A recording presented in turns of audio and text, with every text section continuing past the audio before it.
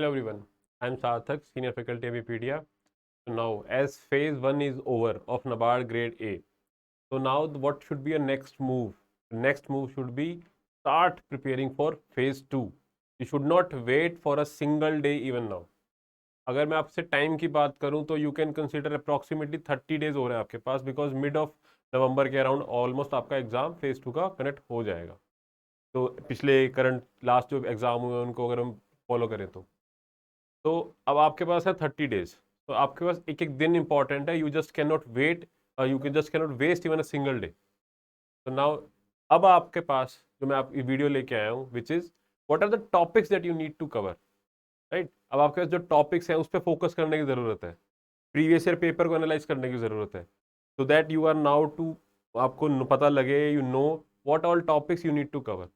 आपकी प्रॉब्लम को थोड़ा सा इजी करने के लिए मैं ये वीडियो लेके आया आपके पास कि आपको रिमाइंड कराने के लिए कि कौन कौन से टॉपिक्स किस किस पे ज़्यादा फोकस करना है, किस पे नहीं करना, राइट। तो without wasting any further time, let's just start our video. These are the broad topics, or I would say the broad headings that you need to cover in this for phase 2. First of all, descriptive English. इसके ऊपर एक separate session लेके आएंगे हम आपके लिए, जिसके अंदर you will tell how to prepare in descriptive English, क्या प्रिपेयर करना है, किस एक्चुअली कितनी इसकी इंपॉर्टेंस है, कितना इग्नोर किया हुआ सब्जेक्ट है ये। उन सब के लिए we will bring a separate video for you, right. इस पे अच्छे से फोकस किया जाएगा, but what I want right now you to focus is कि इसको प्रिपेयर करना है। You should keep it this in mind कि ये भी बहुत इंपॉर्टेंट सब्जेक्ट है, तो इग्नोर बिल्कुल भी नहीं किया जा सकता। इनफैक्ट ये आपके लिए स्कोरिंग है। Alright, then comes the static part. Static किसका? ESI plus ARD। अब किस पे कितना फोकस करना है अभी देखेंगे। Then comes the current affairs, ये आपका तीसरा सेक्शन है। क्या चीज़ है? Current affairs, right. अब करंट अफेयर्स में कौन कौन से टॉपिक्स प्रिपेयर करने हैं अभी देखते हैं। और जो सबसे important I would say the most important part of preparation of any competitive examination rather I would say, कोई भी स्टेज हो, चाहे वो प्रीलिम्स हो, चाहे मेंस हो, आपका फेज 2 हो, चाहे वो इंटरव्यू स्टेज हो, अगर आप मॉक टेस्ट नहीं देंगे तो आपकी प्रिपरेशन डेफिनेटली इनकम्प्लीट। इसके बिना प्रिपरेशन कंप्लीट आप कभी भी बोल नहीं सकते। तो इसकी तो सबसे ज़्यादा importance I would say, alright. और सबसे ज़्यादा इग्नोर कहीं ना कहीं इसको किया जाता है। फिर लास्ट में जब आप एग्जाम दे कहते हैं then you realise your mistakes, यार टेस्ट नहीं दिए, सब पढ़ लिया लेकिन टेस्ट नहीं दिए, तो वहाँ पे रह गए। तो इसको तो डेफिनेटली कवर करेंगे। ऑलराइट, नाउ सी, अब आते हैं एक एक करके टॉपिक्स के ऊपर कि करंट अफेयर्स में कौन से टॉपिक्स चाहिए, स्टैटिक के अंदर कौन से टॉपिक्स चाहिए आपको, मतलब किस पे ज़्यादा फोकस करना है। तो when it comes to current affairs, these all broad topics you need to prepare again. I am sure कि आपने फेज 1 के लिए भी ये सारे पार्ट्स कवर किए होंगे, बट अब आपको इनको फिर से रिविजिट करना है, रिवाइज करना है अच्छे से, राइट। क्योंकि अब जो होगा थोड़े डिस्क्रिप्टिव टाइप क्वेश्चन, ऑब्जेक्टिव के अंदर भी जो क्वेश्चंस आएंगे ना वो वन लाइनर नहीं होंगे, थोड़े ज्यादा पैराग्राफ टाइप होंगे। फेज 1 में भी आपको ऐसे क्वेश्चन बहुत दिखे हैं इस बार, उन्हीं को रिपीट कर, मतलब उसी पैटर्न पे चलेगा फेज 2 के अंदर कि पैराग्राफ बेस पे होगा, क्वेश्चन लास्ट से पूछा होगा, तो उसको पढ़ने के लिए आपको वो चीजें प्रैक्टिस करनी पड़ेंगी, राइट। बट जो टॉपिक्स आपको प्रिपेयर करने हैं वो कौन से हैं? गवर्नमेंट स्कीम्स प्रिपेयर करनी है फिर से आपको, बहुत ज्यादा इंपॉर्टेंट है फेज 2 के लिए भी। लाइक लास्ट ईयर के पेपर में कौन कौन से अगर क्वेश्चन बताऊं तो ई-नैम पे क्वेश्चन लास्ट ईयर में भी आया था, MG नरेगा पे आया था अपना, प्रधानमंत्री आवास योजना पे फिर से आया था, राइट, कृषि विकास योजना पे आया था, नेशनल फूड सिक्योरिटी एक्ट पे आया था, और भी बहुत सारे क्वेश्चन थे ऐसे ही गवर्नमेंट स्कीम्स के ऊपर। जो core of the core schemes हैं वो तो बहुत ज्यादा इंपॉर्टेंट है, करंट में जो स्कीम चल रही है वो भी इंपॉर्टेंट है, वो आपको फिर से दिखेंगी फेज 2 के अंदर। दैट इज द रीजन मैं स्टार्टिंग से बोलता आ रहा हूँ कि फेज 1 की प्रिपरेशन पे पूरा फोकस कीजिए। जब फेज 1 का टाइम था, आपकी फेज 2 की काफी हद तक प्रिपरेशन ऑलरेडी हो चुकी होगी, बिकॉज सिलेबस तो ऑलमोस्ट सेम है जो प्रिपेयर करना है आपको, बस थोड़ा पैटर्न में डिफरेंस है, उसी को कवर करना होता है। अब आपको वही चीजें रिवाइज करनी है, गवर्नमेंट स्कीम्स को अच्छे से और अच्छे से रिवाइज करना है again, now for phase 2। Then comes PIB। लगभग पिछले 6 मंथ से लेके आई वुड से रादर 1 साल, 1 ईयर, 1 साल तक के सारा जो PIB न्यूज रहा है उसको कवर करना होगा। 6 मंथ नहीं, 1 साल प्रिपरेशन पूरी करनी है, कुछ भी छोड़ के नहीं जाना। आपके दिमाग में सबसे पहली चीज ये होनी चाहिए कि कुछ भी मिस नहीं करना, प्रिपरेशन पूरी करनी है, सिलेबस वाला पार्ट पूरा कवर करके जाना है, अपनी तरफ से पूरा रेडी होके जाना। अभी अभी आप इतना टाइम है कि you can prepare all this thing, don't worry, because already आप इसमें काफी कुछ चीजें पहले ही पढ़ चुके हो। तो इन सब चीजों को अच्छे से प्रिपेयर किया जा सकता है, आपको कुछ भी मिस आउट नहीं करना इस बार। सबसे पहले जो मेन फोकस आपका ये होना चाहिए कि U D not miss anything in the syllabus.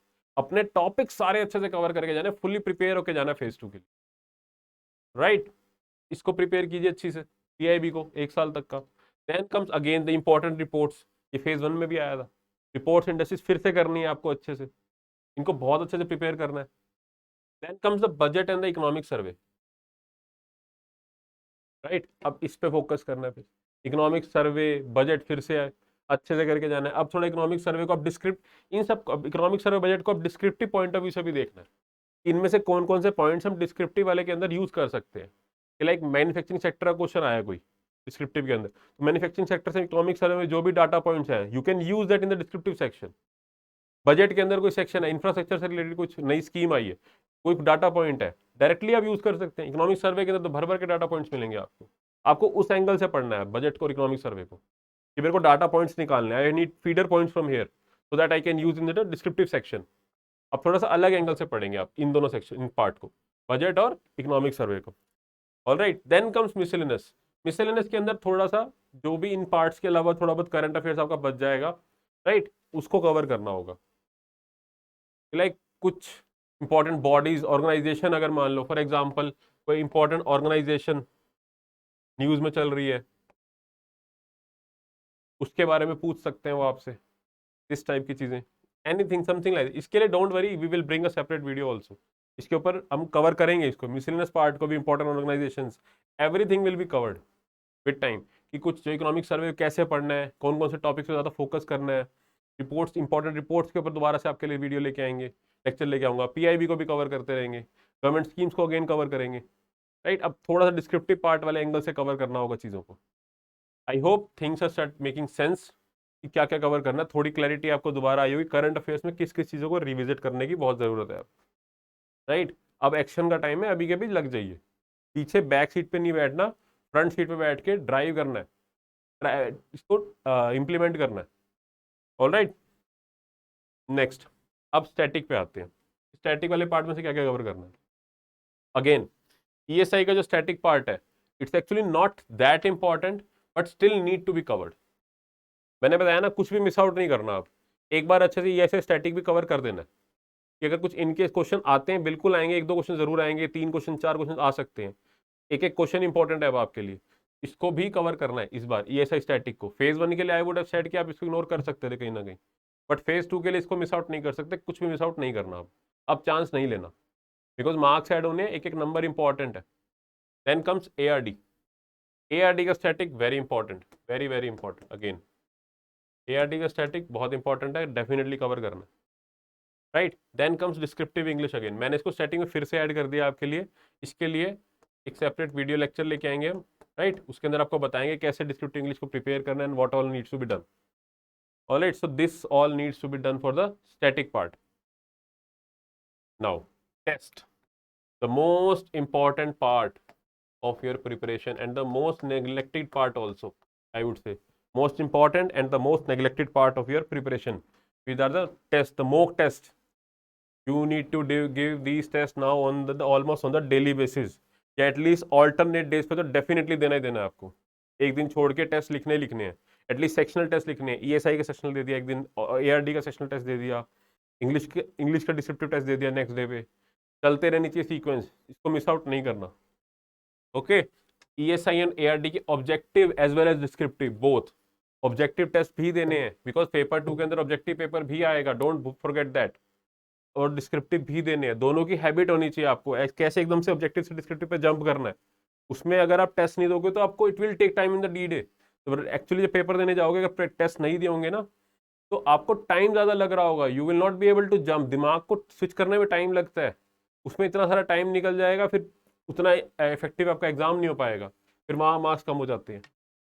तो you need to work on these things, right. And again English descriptive के भी टेस्ट लिखने हैं, ऐसे लिखना है, 300 वर्ड के अंदर ऐसे लिखना हो। कैसे लिखोगे, 300 वर्ड बहुत कम होते हैं कैसे के लिए, उसके अंदर ही अपने सारे थॉट प्रोसेस को डालना हो, तो वो कैसे डेवलप करोगे, टाइप करके, लिख के, प्रैक्टिस करके। तो you need to do that. और ये टेस्ट आपको, because real life, real environment में कैसे टेस्ट होंगे आपके, कीबोर्ड बेस्ड टेस्ट होंगे, टाइपिंग बेस्ड टेस्ट होंगे, तो प्रैक्टिस भी आपकी उसी पे ही होनी चाहिए ना। पेन पेपर पे लिखोगे, लेकिन जब रियल लाइफ में कीबोर्ड पे लिखना पड़े बहुत फर्क आ जाता है, दुनिया जमीन बदल जाती है एकदम से, चेंजेस आ जाते हैं कहीं ना कहीं। तो आपको उस चीज के लिए हैबिचुअल होना चाहिए, अब उसके लिए टेस्ट करने हैं, राइट। तो दैट इज द रीजन आपके लिए मैं एक सोल्यूशन लेके आया हूँ, बहुत इफेक्टिव, इनफैक्ट बहुत अफोर्डेबल भी है वो। What is that? See this, NABARD grade A के लिए हम फेज 2 के लिए टेस्ट सीरीज लेके आए हैं। इसके अंदर मॉड्यूल बेस्ड टेस्ट भी हैं। You will be getting what? Module based test as well. Again ESI module,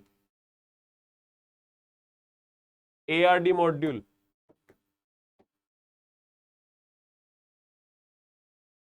you will even have English module,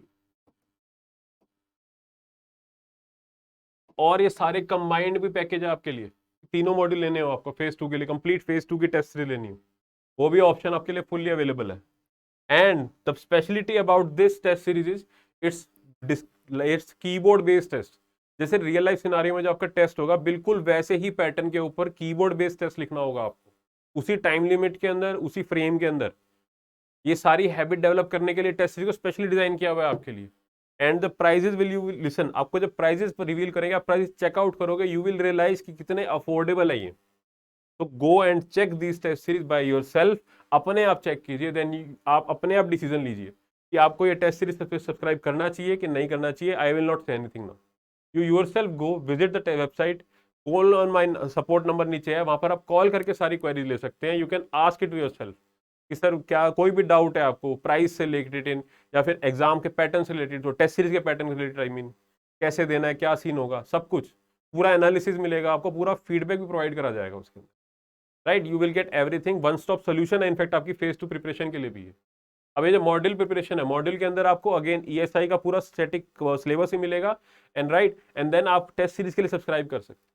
इसके अंदर पूरे के पूरे मॉड्यूल हैं आपके, ARD module, ESI module, full ASI preparation, full ARD preparation, everything you will get in this modules. All right. So with this, I wish you all a very good luck for your phase 2 exam, and I want to thank you all for supporting Abhipedia, and keep supporting in the same manner. Till then, till our next lecture, I wish you all good luck and take care. Bye bye. Thank you.